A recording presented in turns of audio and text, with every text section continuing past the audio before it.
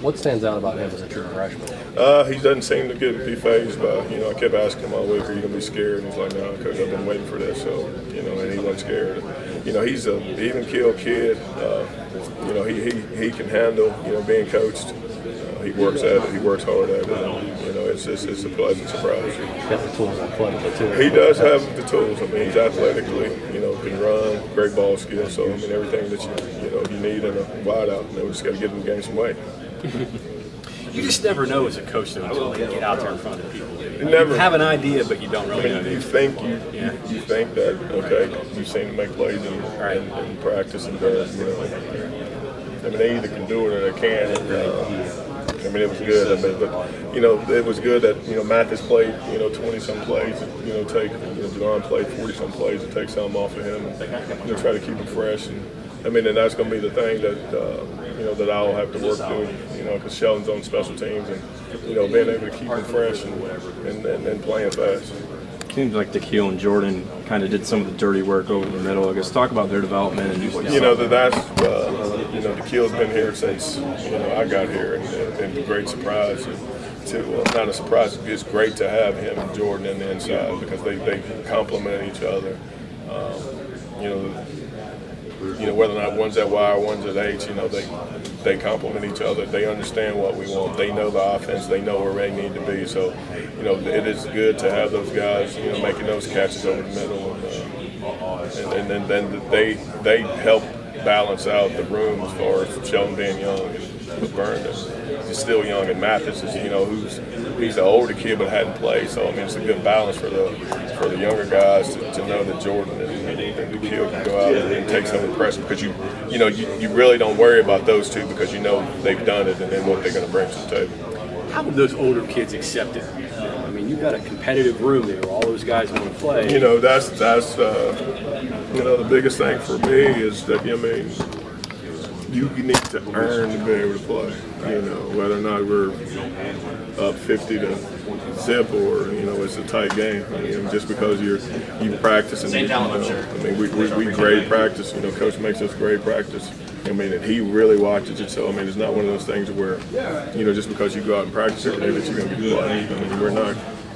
You're not charity. So they'll battle every week, and if changes need to be made, then we'll make changes.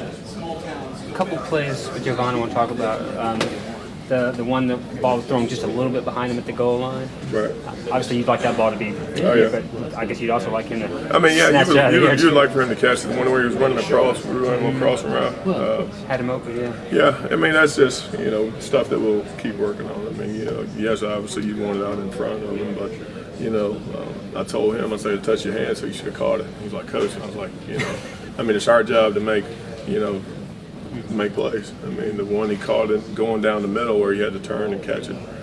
So, he'll continue to get better and work at it. It means a lot to him. And on the other side, there was a slant. It looked like he didn't even pick up the ball. It was that one play.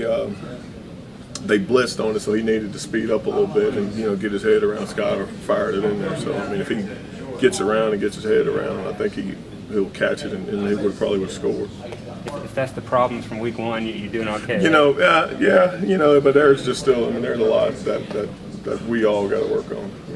Still just timing and depth and stuff like that. And being a good passing team, you just have to continuously work and put the work in and make sure your Skyler's good where we are and we're good where Skyler is and getting on the same page and staying on the same page. Yeah, it looks like he's still getting calibrated on the deep balls because he did adjust as the game went on and realized these guys can't run. They can get past They it. can run, and that's just something with time. And then Skyler has a strong arm, so it's let it go and be able to run up under it.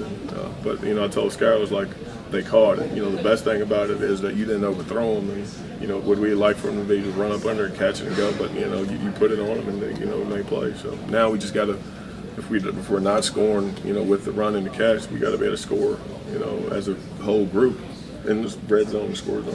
At least give them a chance, right? Yeah. Because on the throne, they get a chance. Yeah. Thanks, Mike. Yeah. With this group, this was pointed out to me. There were times last year when Kevin got winded or Mario got winded, and you just didn't have enough. There were situations. Right. With this group, do you think you have that covered? I hope so.